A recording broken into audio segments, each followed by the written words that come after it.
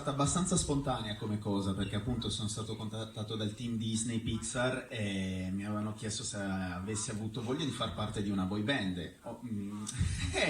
All'inizio ho un po' dubitato, poi ho detto ma in realtà sai che ci starebbe creare proprio un contrasto, cioè una cosa completamente inusuale. E allora ho contattato i ragazzi e gli ho detto guardate c'è questa opportunità, facciamo noi una boy band, ed è stato molto molto stimolante, interessante, a parte che è stato anche proprio bello rivedersi dopo il programma. Va bene, con Dario mi capita di sentirmi abbastanza spesso, ma si dice sempre, no, che finito un talent show poi non si ha l'opportunità di collaborare insieme.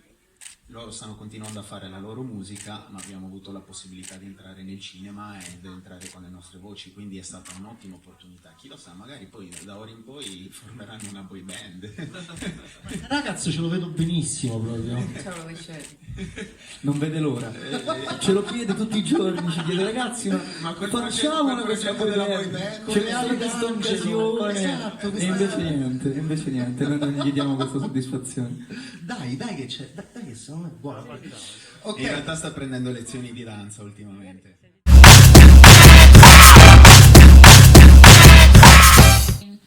But he also, like, his style of executive producing is like hands off, or like he kind of encourages and empowers the directors to really own their movies and make it their own.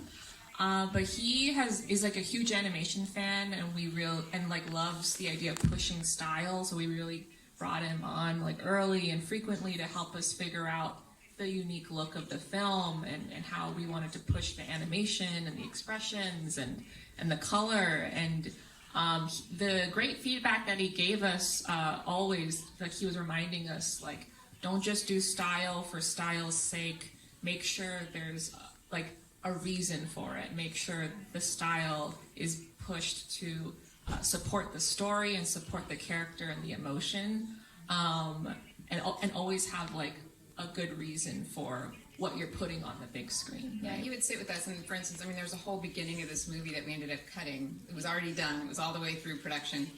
And we sat with us and we were trying to figure out kind of how to kind of get to the moment of her turning into a red panda faster. And he sat with us in the editing room, in the screening room, and looked at it, and he's like, I hate to say it, but here's what I would do. And it was never, you have to do this. But it was always, I mean, he's so obviously talented that we took his advice to heart. But he's always like, just try it, and if you hate it, then don't do it. But try it and see if you think it plays better. And he was really helpful. He was really good at like encouraging us not to be precious with our work and to take risks in the edit room. Like, he's always like, just try cutting this out, play it, and see if you miss it. You can always put it back in. But, you know, me and Lindsey are always like, oh, no, I love it. I love it, and the animator works so hard on it. Okay, fine. And then it's like painful, and you take it out, and then you're like watching all it. Right, he's right. Oh, he's right. Damn it. I hate myself again. That guy. Yeah, I think it's the first time we've done that, is to really break the fourth wall and have a character introduce themselves. And it was, you know, it felt like that's what she would do. I mean, that was something really fun about kind of May, is that she had this kind of bold, unapologetic way of approaching life, and so she would just introduce herself. And even when we were talking with Ludwig Göransson, for instance, on the score of the movie, he was like, he was very into it. He was like, okay, let's figure out what her theme would be, and if she was composing her theme, like, what would it be? And so we put like beats of New Jack Swing in there, and she's got like flute solos because she plays the jazzy flute. And I think we just really, every department really embraced this concept of this protagonist kind of being at the forefront of how everybody would see the film, like as if she were in charge. What color palette would she have, and what would the music sound like? And of course she would have boy bands in there. And so yeah, I think it was always in there. That was always the introduction of the movie since the very beginning, as you wrote, was that she kind of introduced herself right to camera. Yeah, it felt like a homage to a lot of the teen movies and TV shows I grew up watching, like John Hughes. Yeah, John Hughes, like Ferris Bueller's Day Off, you know, Lizzie McGuire from Disney Channel. It just felt like a playful, unique way to open the movie too, and we really wanted to start the movie off with a bang, like make it feel like nothing you've ever seen before from Pixar.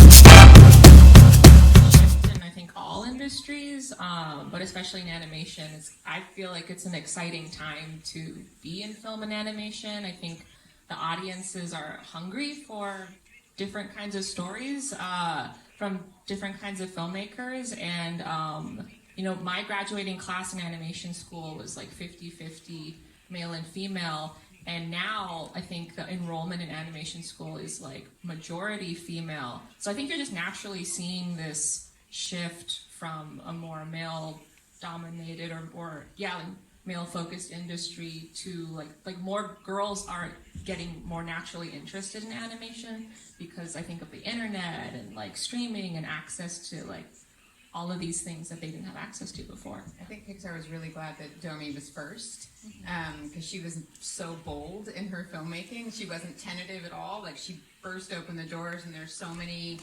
You're going to see so many films coming up from Pixar that are directed by women that are in development right now. So it's really exciting.